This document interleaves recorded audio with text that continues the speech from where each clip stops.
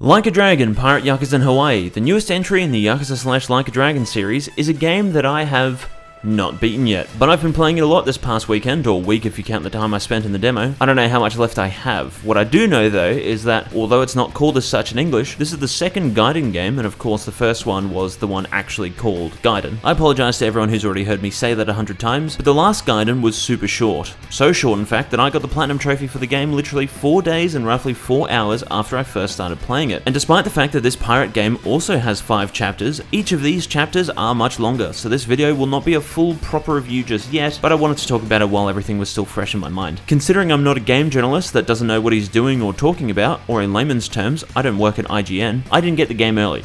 I mean, I didn't even get a code for the game. I'm just playing this normally as a normal fan, so I have no obligation to say anything naughty or nice. But I am also a content creator who constantly stares at footage of all of these games, or just stares at the games themselves, so using my keen senses, I have become aware of a thing that only those with specialized eyes— well, by specialized, I mean anyone with a brain can observe. And that's that the game's got a really weird color scheme that's super blown out and most things in shadows become invisible. And so that's why this video's in HDR again. Look, I've done a lot of research, experiments, tests, comparisons, whatever you think I need to do, I've done. SDR clips and HDR videos on YouTube are just a little darker because of how it handles things. They aren't washed out, their colors are exactly as they should be, they're just a little darker, and in comparison to HDR footage doesn't look as colorful. And HDR clips when watching on an SDR display just look a little brighter than usual, but hey, if that's the case, at least it means you can see some details you otherwise wouldn't. Ultimately, it does look different and perhaps even wrong to you, but I promise you that it's fine.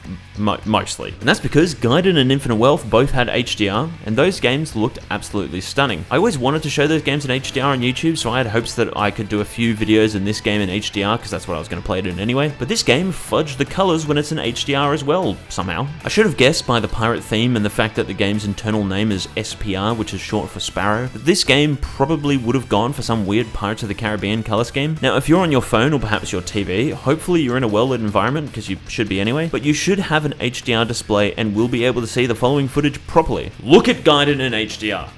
Oh my god, right? It just looks fantastic. It's like I'm there in the castle with Goro. Everything just looks so damn sexy. And what about Infinite Wealth?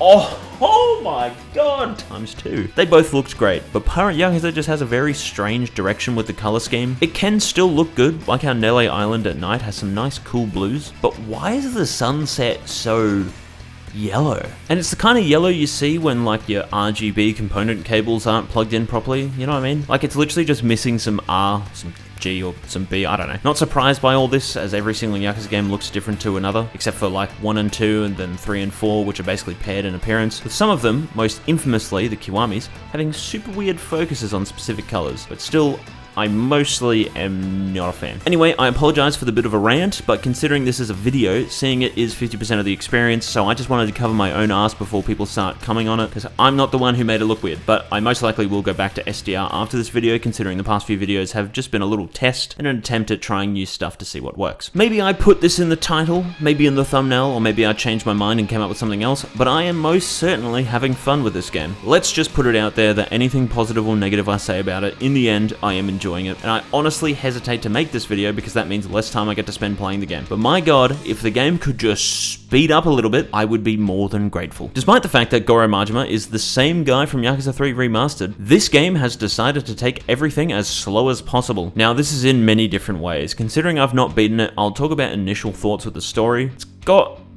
a lot of padding that after playing all of the Yakuza games again recently live right here on YouTube, nice plug me, I have become insanely aware of how RGG Studio does their padding. There are many moments where the game says, go here, but as you're going to here, you'll get interrupted by someone else saying, go here instead. Most of the time, this is to introduce some mini-game or side activity or something, which while this game fortunately doesn't force you into a 17-year-long Dondoko Island tutorial for the 3rd time, yes, I've done it 3 times, yes, I figured out how to do it the first time, anyway, it does intentionally delay you so that the next segment comes a bit later. There is no greater example than in Chapter 2, where every 5 minutes you have to turn back around and do something else, so that you can go do the thing you were going to do anyway. But that doesn't annoy me too much, considering I can always skip dialogue or scenes entirely, and for the most part, it's not as long as some of the stuff Yakuza 0 or Judgment made you do, but it does still annoy me. I want to know what happens next in the story because I'm enjoying it. I don't want to go all the way back to Revolve to get told about some minigame that, I'm going to be completely honest with everyone watching this right now, I don't want to do. But the speed is also a gameplay problem. When you're out on the boat, sure you have a boost and speed rings everywhere, but the islands and lighthouses aren't that far apart, and yet they feel like they're light years from each other. I understand that because of the size, this is why they did this, but unlike in Assassin's Creed 4 and Rogue, you can't really avoid enemies. As soon as you get into an encounter, one of them instantly boosts right up to you and starts attacking you, essentially forcing you to fight back, which delays you yet again. That's not that bad though, but what is kind of strange is that I can't fast travel to lighthouses from the map screen or anything, like you can also do in Assassin's Creed. I have to use another safe spot to fast travel there first, but that's fine. It's not like the Yakuza games have ever had a method of fast travel that you can do from the map screen or any— oh, wait. No, hang on. Infinite Wealth did that. Oh, wait. And this game has it too. So, why can't I do it on the boat? And another area of slowness is in the standard Yakuza combat. There are far too many moves, particularly in Sea Dog, that just have a weird amount of lag. Mad Dog's heavy evade strikes have like 7 years of end lag, especially since they still didn't think to do the running around like a dog thing that actually worked really well. The hook thing is slow unless you upgrade it, which you shouldn't have to. And the biggest thing is how I feel like Sea Dog's combo finishes are just completely pointless. I found that the best way to use Sea Dog is just to throw your cutlasses, mash light attack until the combo ends, and then throw them again. It's far more efficient than trying to use it properly. Another thing too is how I know you can get more bars of heat, but I'm yet to figure out how. This is a big one that I'm actually quite pissed off about. Why just 1 bar? Sure, you can get drunk and pretty much instantly get it back, but using all sorts of different heat actions is a lot of fun. All this does is just slow you down further and force you to just use your standard combos constantly. It's not boring, it's just so slow. It's like if you drove around in a Ferrari. It's a super cool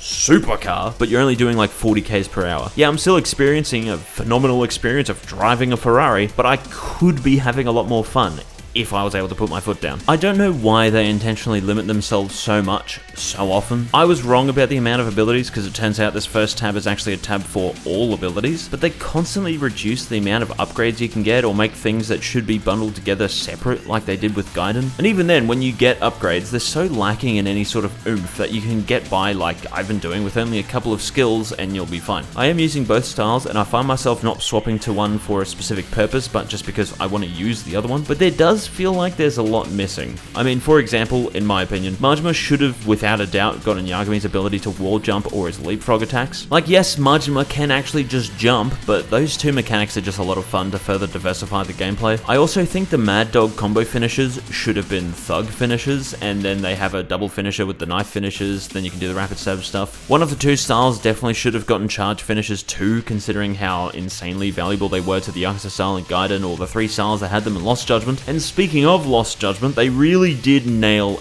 everything. Everything about that game's variety of tools, fighting styles, skills, attacks, whatever, was amazing. There's so much to everything. I never desired more from the game, I just desired more of the game. I go to bed at night just thinking about landing charge finishes with Tiger and how fun that is. I defeat enemies in this and just wish I could have done that stuff that I would do in Lost Judgment. I legitimately don't understand what it is with RGG Studio where they reuse a million things, but when it comes to the combat, they seem so reluctant to reuse anything that isn't a heat action. Just chuck some fighting styles or attacks from other games into here. Who cares about plot or lore? It's just more fun. Yes, sometimes less is more, and I would sooner die than ever deny that fact. After all, it's one of the things I ended up loving so much with Gaiden. But why do they keep just making more less? You know, less fighting styles, less heat actions, less skills. They are intentionally limiting themselves, not in ways that would signify time or budget constraints, but in like a weird sort of handcuff me to the bed kind of shit. RGG Studio,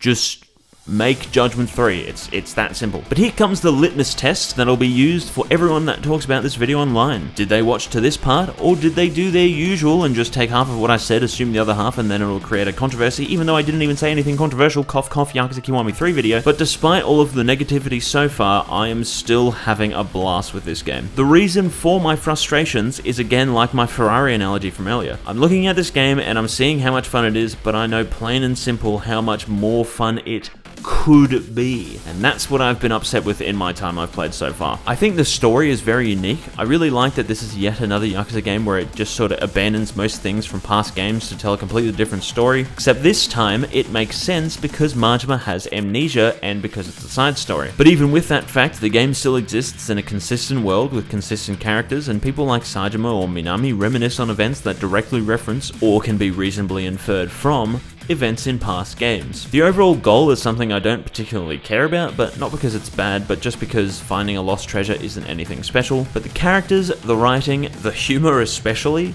it's all brilliant. I've really enjoyed everything that they've done so far, and I'm keen to see how it all ends. The gameplay too is a boatload of fun, I get it. Boat combat is super simple and easy, but that honestly can be seen as one of the appeals of this franchise. Once I've been in the game, I know for a fact that I'm going to want to go off and do pirate stuff and find all the treasures and beat the standard IGG cliche of a group of 4 people you progressively have to conquer and some overarching side content that will conclude with a 5th enemy who leads them all because they've done that literally like 50 times. The Pirates Coliseum is unfortunately a shitload less interesting than Gaiden's, but I do still want to face new challenges and build my crew and all that sort of fun stuff. The combat as well, despite my many gripes, is still very cool. I enjoy the air combos a lot and flying around through the air, and I did this one long battle with lasers and robots and stuff that all provided unique gameplay interactions that hadn't been in any of these games before, and that was awesome. And the most important thing for me to point out as always is the soundtrack. There are a lot of songs in here, mostly in the pirate related activities that I feel like aren't really special. I love a good orchestral score, so I'm not saying those songs are the problem, but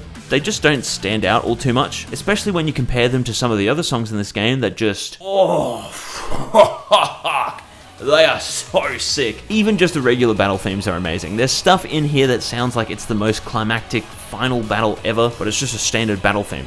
No special story boss tied to it or anything. It's typical RGG magic, and typical Keitaro Haneda because he did a lot of the songs. And once again, the subtle clues I spotted throughout the last couple of years came true, because Mitsuharu Fukuyama, the Bakami Tai guy, is once again here for this game, and that is just beautiful news. So yes, internet, in particular, fucking Reddit, I do like this game so far. In fact, believe it or not, I do actually like the Yakuza series. I don't know why I have this reputation for being a hater of these games, like I legit do. There are a lot of people online who intentionally divert their gazes from me, some of them just viewers and others are notable online personalities, all because I'm just a hater, and I hate every game in this series. Have you seen my channel bio? If ever I talk about negative things in a game, I do it out of love because I know where they went wrong and how they could have done it better. If you can't criticize something you love, you don't love it at all. I always back up negativity with positivity on my channel every single time, unless the game is Fist and All-Star Lost Paradise, but even then I try to point out good things in it. So give me some time for a proper review. Perhaps my opinion will change, in what way I don't know, but I can promise you as someone who is not a Yakuza Games hater that I will be fair and reasonable to anything that I did or didn't enjoy. But also, for some reason, I am known as a Sega shill. Yes, combined with the people who say I hate everything relating to this series, there are also people who say that I get fat stacks of cash from Sega to say I love everything relating to this series. Now, I've never received a single cent from Sega, as much as I gladly accept money to play their games. Hell, I've yet to even receive a code for any of the Yakuza games, hilariously. But I can promise you with a 100% certainty that I would never relentlessly praise a game and make it seem like it's the best game ever made, whilst intentionally hiding any bad stuff. Hang on a second, what's that off in the Final Fantasy 16?